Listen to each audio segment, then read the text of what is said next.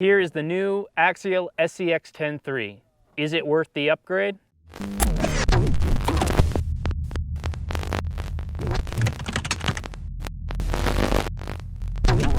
Hello guys, welcome back to the channel.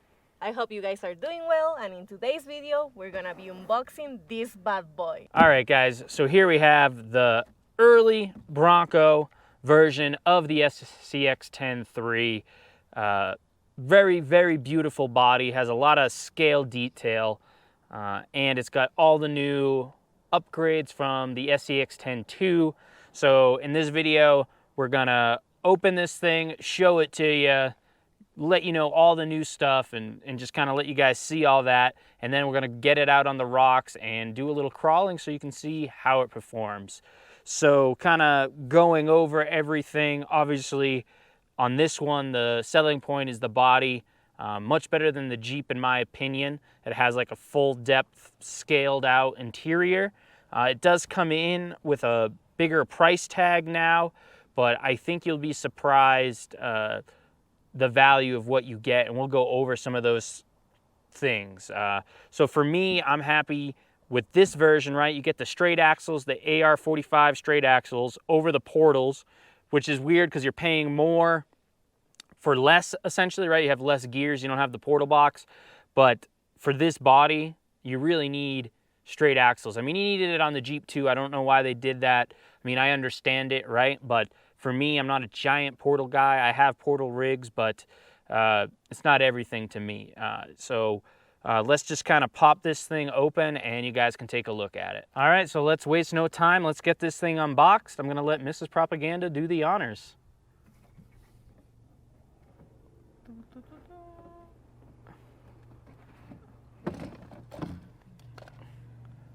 Oh my God, it's already unboxed. Oh my God, it's so big. Oh yeah? Well, here it is. I already did the unboxing. I'm not a giant unboxing fan, but I brought everything with me. I unboxed it right away when I got it because I had to see it. I had to get it out, and I wasn't going to be able to make this video in time. But here it is. In the box, you get this radio, which I'm actually kind of a fan of. And look, it's even got the little stick on there for the thumb, which is really nice for the one-handed driving. And this one's actually a lot longer than the one on the DX5 Rugged I have. I can actually do it because I don't have like giant hands, so it makes it super easy for the one-handed driving and filming, you know, if that's something you're into. Mrs. Propaganda likes it because she can drive with one hand and have a drink in the other hand. I don't know, that's stuff she likes to do. So we'll get to the truck in a second, but I just kind of want to show the radio. And as you know, this comes with a dig, or you can install the 2-speed, and the ESC is a receiver ESC combo, so they give you the extra parts that you need in this bag. And something else that's kind of weird, they include AA batteries, which, you know, I've never really seen with any other RTR rigs, so that's kind of cool. And then you got a decal sheet and some other body mounts and things of those sorts. So yeah, that's the whole gamut of what you get in the box. Nothing crazy, but yeah, let's kind of show this body here. So here it is, super beautiful, and I will include some close-up shots of this in the corner as well. But what I have discovered so far, which is the only thing I don't like, is the body posts are underneath here. So there's 2 down here, and then there's 2 in the back. Now they come out really easy, right? And voila, the body comes right off. So what you see dangling underneath there is for the headlights. Now, in my initial firing up of this truck and going out to take some photos at the beach like I did, I noticed that they put the lights in the wrong holes. Wrong hole. I bet you heard that before. They're in the wrong hole. So the headlights are orange and these little lights are white. So I'm gonna have to reverse those around at another time. And also, if you're wondering, I got a couple figures in there. These are 8-inch figures, my normal figures that I use, like my WWE or Hasbro 6-inch. 6-inch is way too small As you heard earlier, this is a pretty big truck. The chassis it's not like it's a giant chassis, but the body is pretty dang large. So it's wide, it sits up kind of high, it seems, but I don't know, just it's kind of big overall. So the 8-inch figures are still a tiny bit small. If they were like 9.5 inches, I think they'd be the perfect size, but the 8-inch fits in the interior really well. So I will include some close-up shots of that as well, so you can see just exactly, you know, what you're getting, because this comes in after taxes at like over $600. So, you know, that was something I was talking about earlier. You are paying quite a bit more, but you get a whole light kit. I know light kits are like, can be like up to $100. I forget exactly what I paid for the light kit in my Red Cat. It was all ready for the lights, but I had to get a whole kit, which that truck is a good value, so I guess that's kind of a bad example. But a lot of other trucks, I know like the TRX4s, they offer all that extra on top of a $550 price tag. So it adds up. You're getting that included in this. So I think that that is pretty cool because his body is just so detailed. So kind of just looking at the truck, you have the new transmission setup. You have the little servo for the dig. I believe it comes with dig installed. That's what it looks like here. So you can see this little actuator arm on it. Instead of the 2-speed from the initial videos I watched, the 2-speed's not really worth it on this. It doesn't really add enough speed, so that's kind of not something I'm looking forward to. I think it's pretty cool to have dig from the factory. So again, that's another added value to the price tag on this. So just things to think of, you know, when you're kind of thinking, oh man, that seems expensive. You seem to be getting a lot of value out of it. Also, you got much more beefier links on the bottom before. My SCX10 Blazer that I got came with the little tiny metal links on it. I mean, they advertised them as metal links, but they were pretty chintzy, and I swapped to Vanquish ones like almost right away. So it's nice to see links on there that I don't have to upgrade. The suspension feels really nice, and also you have, they're plastic, but they are beadlock, so you can swap out the tires, because my experience, the stock Axial tires are never all that good.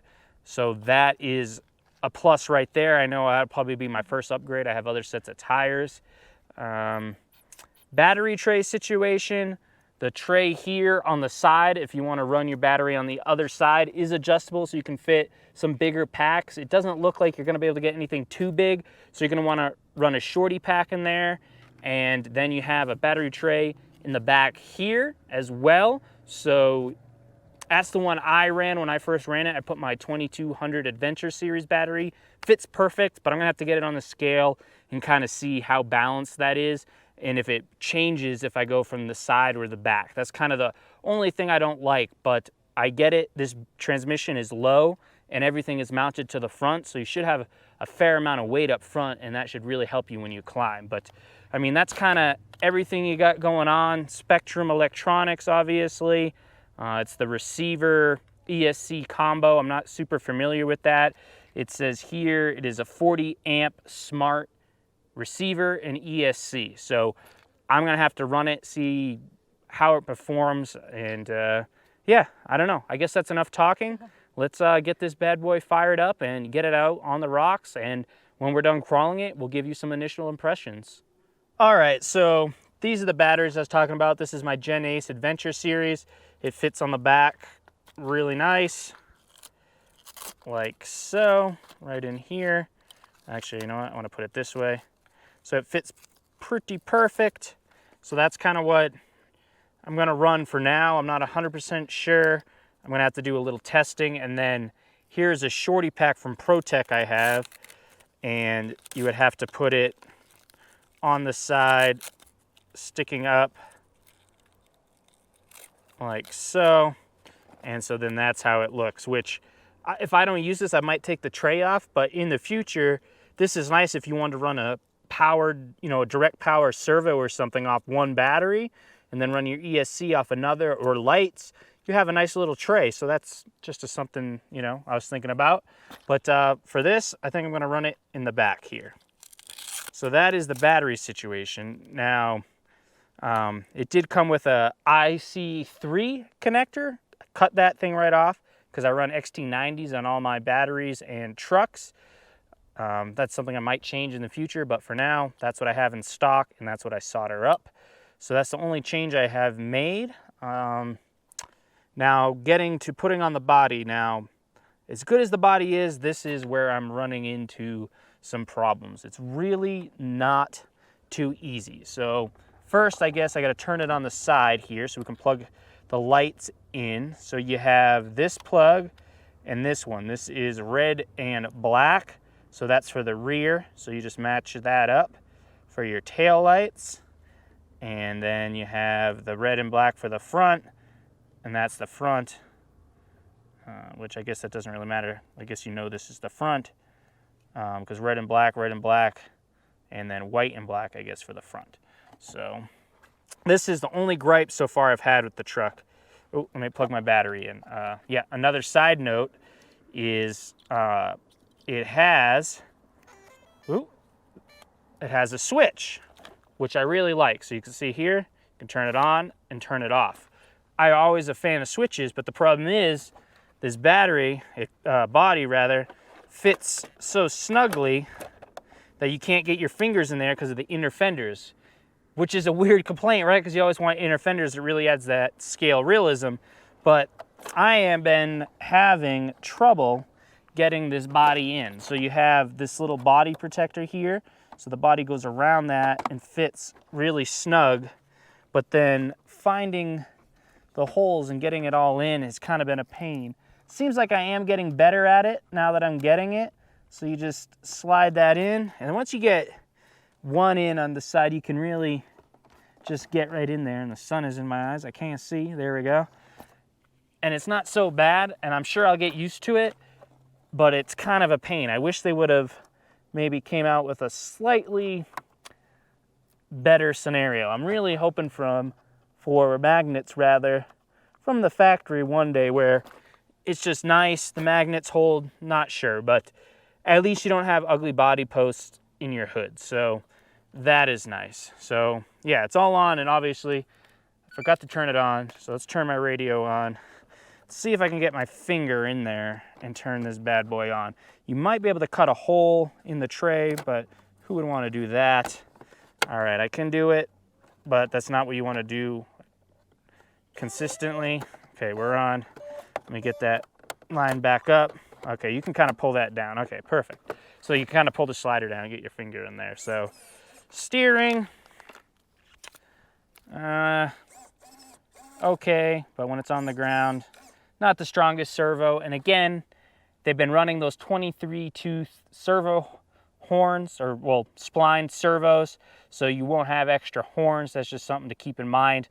At some point, I'm gonna throw a reefs in there. I'm a reefs guy, so I'll figure it out. I'm just gonna run the truck stock for now. But let's look at those lights. So it's not super dark, but I got the orange there, and I guess the white. Obviously you want brighter headlights.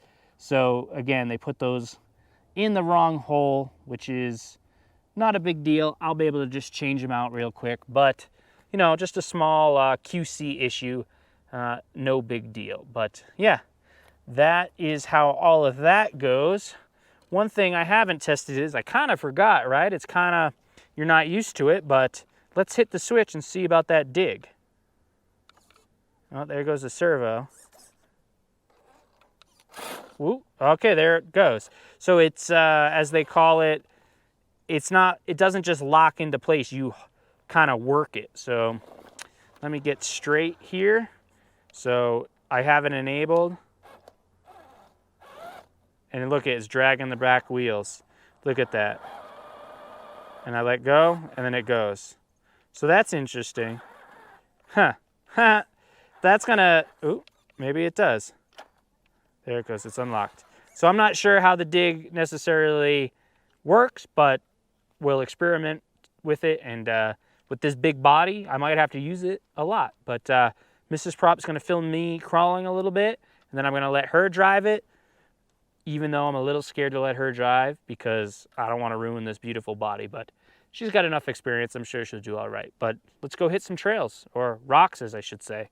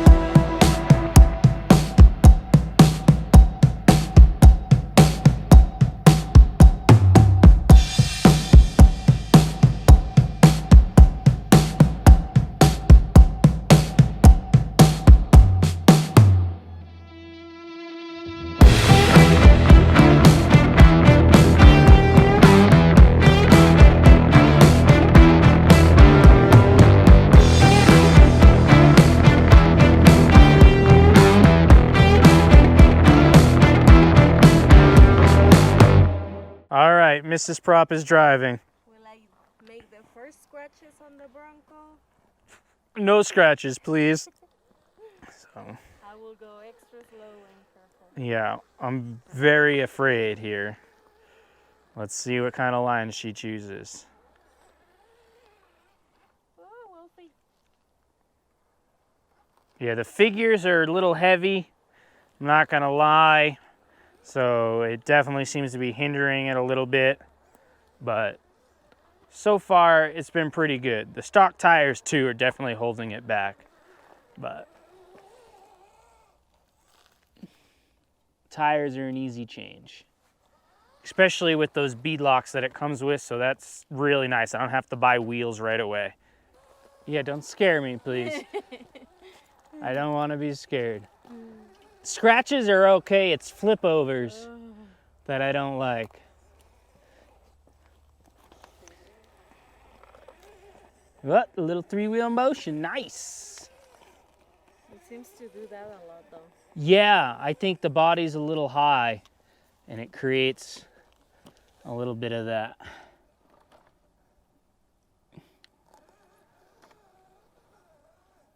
Where is she going? Hold on, Mr. Nada. Very nice line there. It's a little challenging. You got it, nice.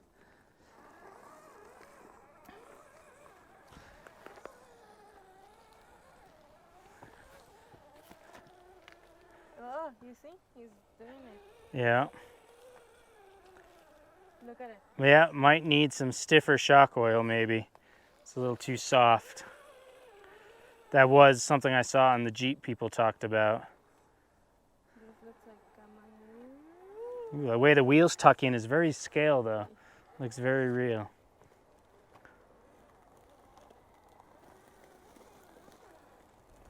There you go right down here. Oh, you're good. Yeah, he looks like... You're good. Just go slow. I could give myself some scares. Yeah. Whee! All right, so one more test after we did the crawling. Let's just check out the turning radius here. I'm gonna turn and see how sharp it goes. All right, here we go. So all the way to the left. And here it goes.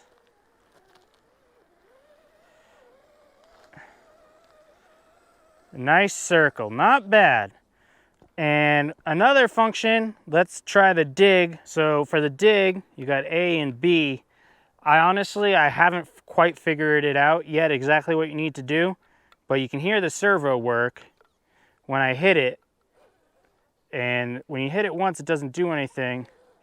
And you hold it down, you can dig the front tires in. And then I still, right? Doesn't seem to release.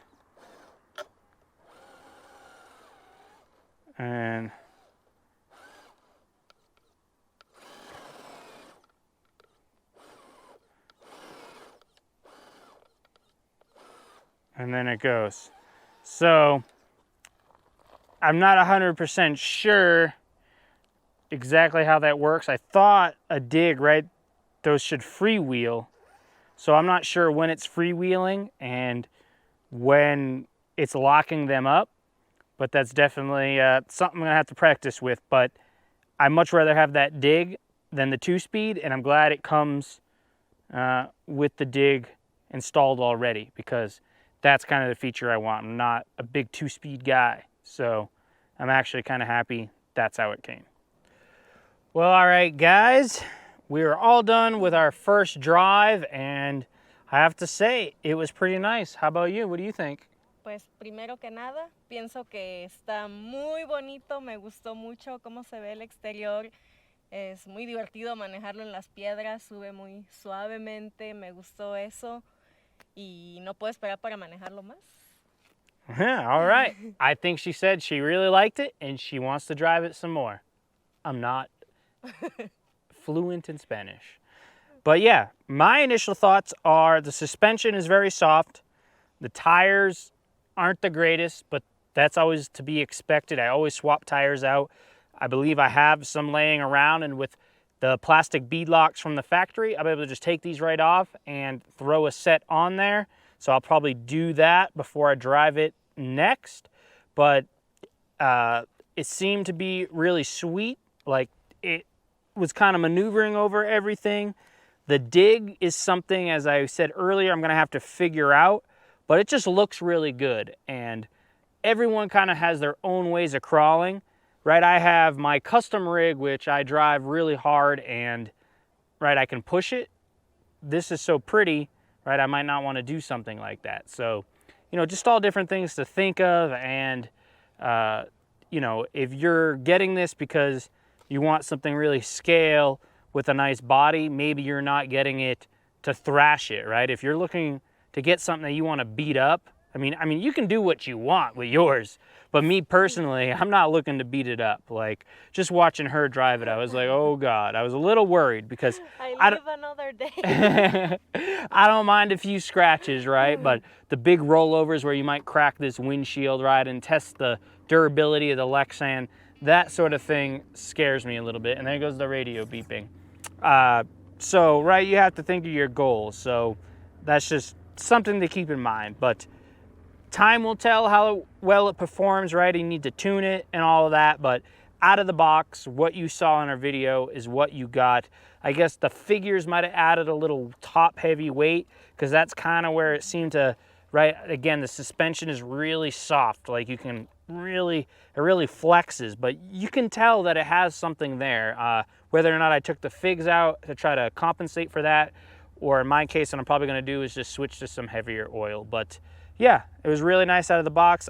I hope that you got the full scale of everything you get with this rig out of this video, and that it helps you with your thoughts on purchasing one or what have you, or if you're just interested in seeing what this rig can do. But I guess that's gonna wrap it up for us. Really appreciate you guys watching our videos, and yeah, we'll catch you guys in the next one. Peace.